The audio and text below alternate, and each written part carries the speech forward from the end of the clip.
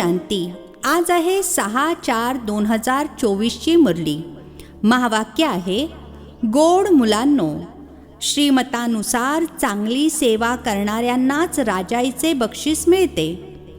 तुम्ही मुले आता बाबांची मदतगार बनले आहात, त्यामुळे तुम्हाला खूप मोठे बक्षीस मिळते.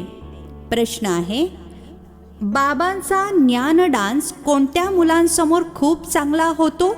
उत्तर आहे, ज्यांना ज्ञानाची आवड आहे, ज्यांना योगाचा नशा आहे, त्यांच्यासमोर बाबांचा ज्ञान डान्स खूप चांगला होतो. नंबरवार स्टुडंट आहेत, परंतु हे वंडरफुल स्कूल आहे. काहींमध्ये तर जरासुद्धा ज्ञान नाही आहे, फक्त भावना बसली आहे. त्या भावनेच्या आधारावर सुद्धा वारशाचे अधिकारी बनतात. ओम शांती. रुहानी मुलांना रुहानी बाबा समजावून सांगत आहेत. याला म्हटले जाते रुहानी ज्ञान अथवा स्पिरिच्युअल नॉलेज, अर्थात आध्यात्मिक ज्ञान. आध्यात्मिक ज्ञान फक्त एका बाबांमध्येच असते, इतर कोणत्याही मनुष्य मात्राकडे हे रुहानी नॉलेज असत नाही. रुहानी नॉलेज देणारे एकच आहेत, ज्यांना ज्ञानाचा सागर म्हटले जाते. प्रत्येक व्यक्तीमध्ये आपल्या स्वतःच्या गुणविशेषता असतात ना. बॅरिस्टर आहे, डॉक्टर आहे. प्रत्येकाची ड्युटी पार्ट वेगवेगळे आहेत. प्रत्येक आत्म्याला आपला आपला पार्ट मिळालेला आहे आणि तो अविनाशी पार्ट आहे. आत्मा किती छोटी आहे, वंडर आहे ना. गातात देखील चमकता है भ्रुकुटी के बीच अजब सितारा. हे देखील गायले जाते की निराकार आत्म्याचे हे शरीर तख्त आहे अतिशय छोटासा बिंदू आणि सर्व आत्मे ॲक्टर्स आहेत. एका जन्माचे फीचर्स दुसऱ्या जन्माशी मेळ खाऊ शकत नाही. एका जन्माचा पार्ट दुसऱ्या जन्माशी मेळ खाऊ शकत नाही. कोणालाच माहीत नाही आहे की आपण मागच्या जन्मात कोण होतो आणि भविष्य जन्मामध्ये कोण असणार. हे बाबाच संगमावर येऊन समजावून सांगतात. पहाटे तुम्ही मुले आठवणीच्या यात्रेमध्ये बसता, तेव्हा आत्म्याची विझलेली ज्योत प्रज्वलित होत राहते, कारण आत्म्यावर खूप गंज चढला आहे. बाबा सोनाराचे देखील काम करतात. पतित आत्मे ज्यांच्यामध्ये खाद अर्थात विकाररूपी कचरा पडतो, त्यांना पवित्र बनवतात. कचरा तर पडतोच ना. चांदी, तांबे, लोह इत्यादी नावेसुद्धा अशी आहेत. गोल्डन एज, सिल्वर एज, सतोप्रधान, सतो, रजो, तमो. या गोष्टी इतर कोणताही मनुष्य किंवा गुरु हे समजावून सांगणार नाहीत.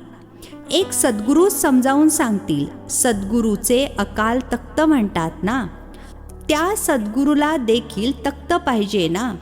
जसे तुम्हा आत्म्यांना आपापले तख्त आहे, त्यांना देखील तख्त घ्यावे लागते. बाबा म्हणतात, मी कोणते तख्त घेतो हे दुनियेतील कोणालाच माहिती नाही. ते तर नेती म्हणत आले आहेत, आम्ही जाणत नाही. तुम्ही मुले देखील समजता की अगोदर आपण काहीच जाणत नव्हतो. जे काहीच समजत नाही त्यांना अज्ञानी म्हटले जाते. भारतवासी समजतात आपण खूप हुशार होतो. विश्वाचे राज्यभाग्य आमचे होते, आता ते बेसमज झाले आहेत. बाबा म्हणतात, तुम्ही शास्त्र इत्यादी भले वाचलेले आहेत, आता ते सर्व विसरून जा. फक्त एका बाबांची आठवण करा. गृहस्थ व्यवहारातही भले राहा. संन्याशांचे अनुयायी सुद्धा आपापल्या घरात राहतात.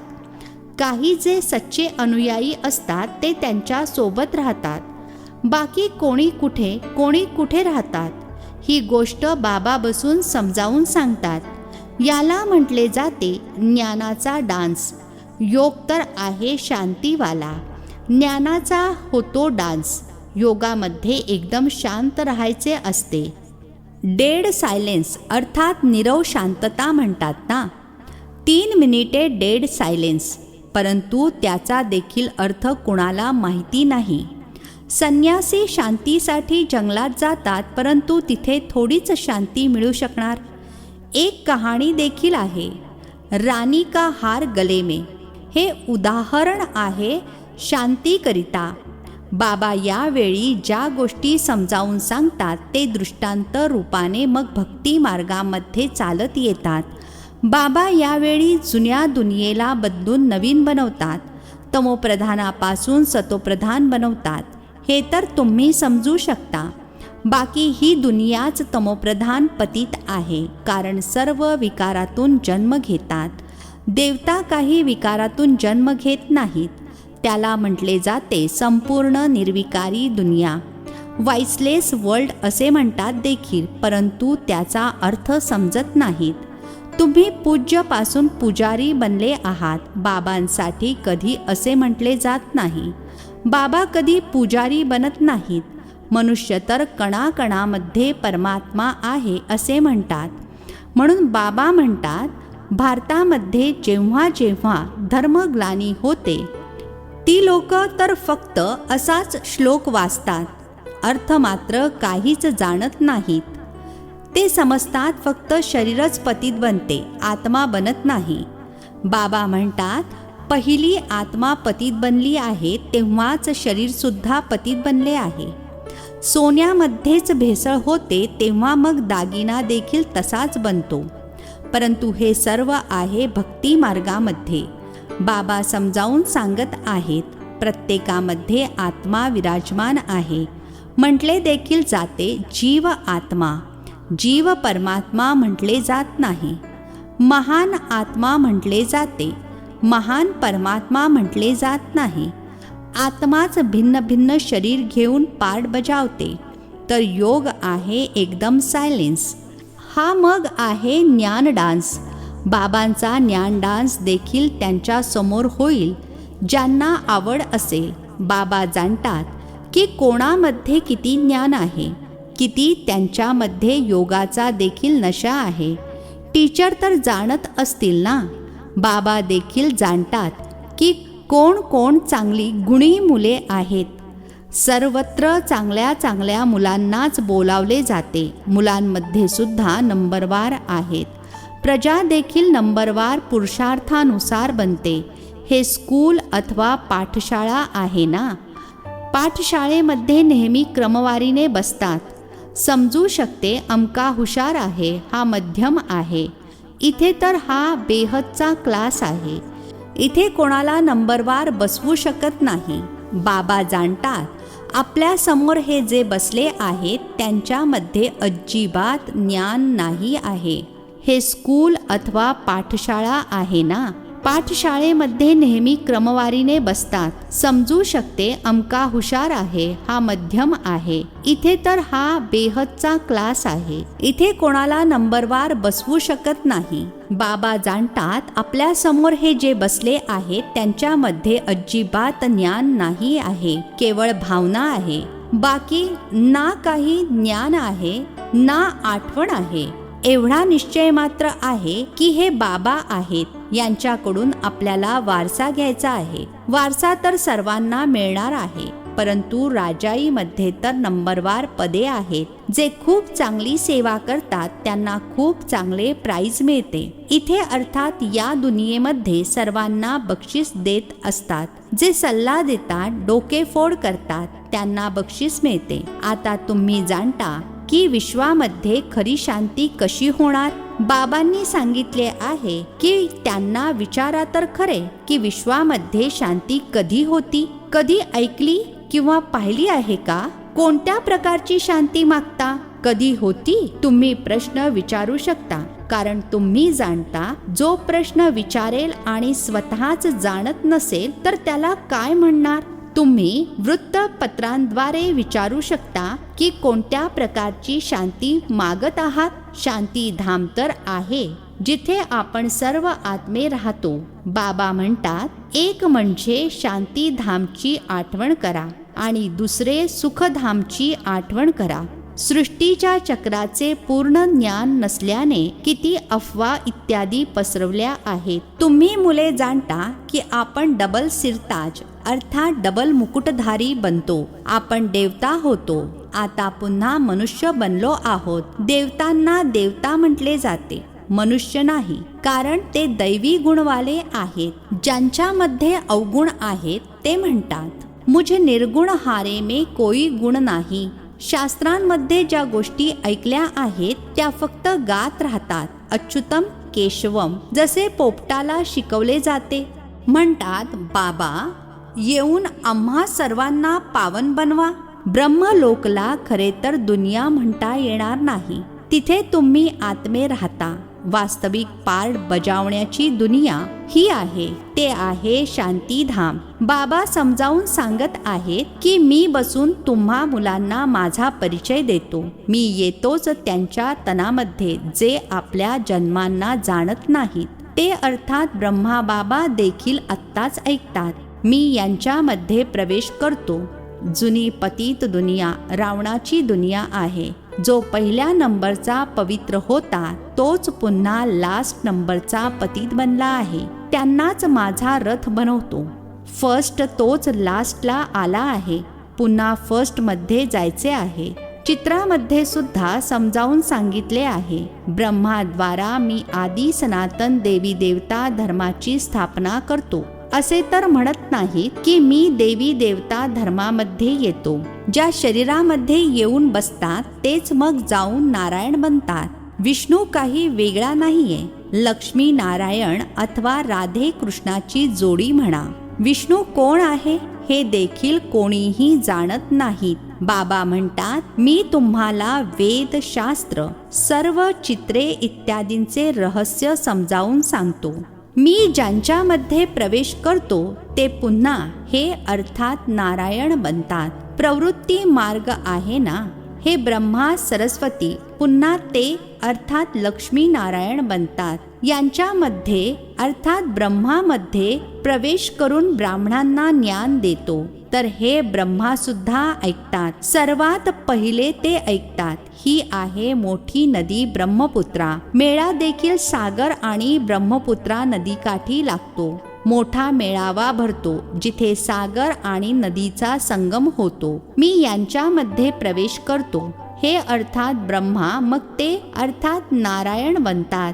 यांना तसे अर्थात ब्रह्मासो विष्णू बनण्यासाठी 1 सेकंद लागतो. साक्षात्कार होतो आणि तात्काळ निश्चय होतो. मी हा बनणार आहे, विश्वाचा मालक बनणार आहे. हे गदाईचे अर्थात गाढवाचे ओझे वाहणारे काम कशासाठी करायचे? सर्व सोडून दिले. तुम्हाला देखील पहिले समजले बाबा आले आहेत. ही दुनिया नष्ट होणार आहे. तर ताबडतोब पळालात. बाबांनी पळवून आणले नाही. होय, भट्टी बनणार होती असे म्हणतात. कृष्णाने पळवून नेले. अच्छा, कृष्णाने पळवून नेले तर पट्टराणी बनवले ना. या ज्ञानाने विश्वाचे महाराज आणि महाराणी बनता. हे तर चांगलेच आहे. यामध्ये अपशब्द बोलण्याची गरज नाही. आणि पुन्हा म्हणतात कलंक जेव्हा लागतो तेव्हा कलंगीधर बनतात. कलंक लागतात शिवबाबांवर. किती निंदा करतात. म्हणतात हम आत्मा सो परम आत्मा, परमात्मा सो हम आत्मा. आता बाबा समजावून सांगतात असे काही नाहीये. आपण आत्मे आता सो ब्राह्मण आहोत. ब्राह्मण आहे सर्वात श्रेष्ठ कुळ. याला डिनायस्टी अर्थात घराणे म्हणणार नाही. डिनायस्टी अर्थात ज्यामध्ये राजाई असते. हे तुमचे कुळ आहे खूप सोपे. आपण ब्राह्मण सो देवता बनणार आहोत. त्यासाठी दैवी गुण धारण करायचे आहेत. सिगारेट, बीडी इत्यादींचा देवतांना भोग लावला जातो का? श्रीनाथ द्वारामध्ये भरपूर तुपाची पंचपक्वान्ने बनवतात. भोग इतका लावतात की मग दुकानच लागते. मग यात्रेकरू जाऊन घेतात. लोकांची खूप श्रद्धा असते. सतयुगामध्ये तर अशा गोष्टी असत नाहीत. अशा माशा इत्यादी असणार नाहीत ज्या कोणत्या वस्तूला खराब करतील. असे आजार इत्यादी तिथे असत नाहीत. श्रीमंत माणसांकडे स्वच्छता देखील खूप असते. तिथे अर्थात सतयुगमध्ये तर अशा गोष्टीच होत नाहीत. रोग इत्यादी असत नाहीत. हे सर्व रोग द्वापर पासून सुरू होतात. बाबा येऊन तुम्हाला एव्हर हेल्दी अर्थात सदैव निरोगी बनवतात. तुम्ही पुरुषार्थ करता बाबांची आठवण करण्याचा, ज्याद्वारे तुम्ही एव्हर हेल्दी बनता. आयुर्मान देखील जास्त असते. कालची गोष्ट आहे, 150 वर्ष आयुर्मान होते ना. आता तर सरासरी वय 40-45 वर्षांचे आहे, कारण ते योगी होते. हे भोगी आहेत. तुम्ही राजयोगी आहात, राजऋषी आहात, त्यामुळे तुम्ही पवित्र आहात. परंतु हे आहे पुरुषोत्तम संगम युग, महिना किंवा वर्ष नाही. बाबा म्हणतात मी कल्प कल्प पुरुषोत्तम संगम युगे युगे येतो. बाबा दररोज समजावून सांगत राहतात, तरी देखील पुन्हा सांगतात, एक गोष्ट कधीही विसरायची नाही. पावन बनायचे असेल तर माझी आठवण करा. स्वतःला आत्मा समजा. देहाच्या सर्व धर्मांचा त्याग करा. आता तुम्हाला परत जायचे आहे. मी आलो आहे तुमच्या आत्म्याला साफ करण्यासाठी, ज्याने मग शरीर देखील पवित्र मिळेल. इथे तर विकारातून जन्म होतो. आत्मा जेव्हा संपूर्ण पवित्र बनते तेव्हा तुम्ही जुन्या जुत्तीला अर्थात जुन्या शरीराला सोडता. पुन्हा नवीन मिळणार. तुमचे गायन आहे वंदे मातरम. तुम्ही धरतीला पवित्र बनविता. तुम्ही माता स्वर्गाचे दार उघडता, परंतु हे कोणीही जाणत नाही. अच्छा, गोड गोड खूप खूप वर्षांनंतर भेटलेल्या मुलांप्रती मात पिता बापदादांची प्रेमपूर्वक आठवण आणि सुप्रभात. आत्मिक पित्याचा आत्मिक मुलांना नमस्ते. आम्हा आत्मिक मुलांचा आत्मिक पित्याला नमस्ते. धारणेसाठी मुख्य सारांश आहे. पहिला पॉइंट आहे, आत्मारूपी ज्योती प्रज्वलित करण्यासाठी पहाटे आठवणीच्या यात्रेमध्ये बसायचे आहे. आठवणीनेच गंज निघेल. आत्म्यामध्ये जी गंज पडली आहे ती आठवणीने काढून खरे सोने बनायचे आहे. दुसरा पॉइंट आहे, बाबांकडून उच्च पदाचे बक्षीस घेण्यासाठी भावनेसोबत ज्ञानवान आणि गुणवान सुद्धा बनायचे आहे. सेवा करून दाखवायची आहे. आजचे वरदान आहे, वर्तन आणि चेहऱ्याद्वारे पवित्रतेच्या शृंगाराची झलक दाखविणारे शृंगार मूर्त भव. वर्तन आणि चेहऱ्याद्वारे पवित्रतेच्या शृंगाराची झलक दाखविणारे शृंगार मूर्त भव. स्पष्टीकरण आहे, पवित्रता हा ब्राह्मण जीवनाचा शृंगार आहे. सदैव पवित्रतेच्या शृंगाराची अनुभूती चेहऱ्याद्वारे आणि वर्तनाद्वारे इतरांना व्हावी. दृष्टीमध्ये, मुखामध्ये, हातामध्ये, पायामध्ये कायम पवित्रतेचा शृंगार प्रत्यक्ष दिसावा. प्रत्येकाने वर्णन केले पाहिजे की यांच्या फीचर्सवरून पवित्रता दिसून येते. डोळ्यांमध्ये पवित्रतेची झलक आहे. चेहऱ्यावर पवित्रतेचे हास्य आहे. इतर कोणतीही गोष्ट त्यांना दिसून येत नाही. यालाच म्हणतात पवित्रतेच्या शृंगाराने शृंगारलेली मूर्ती. स्लोगन आहे, व्यर्थ संबंध संपर्क देखील तुमच्या खात्याला रिकामे करतो, त्यामुळे व्यर्थला समाप्त करा.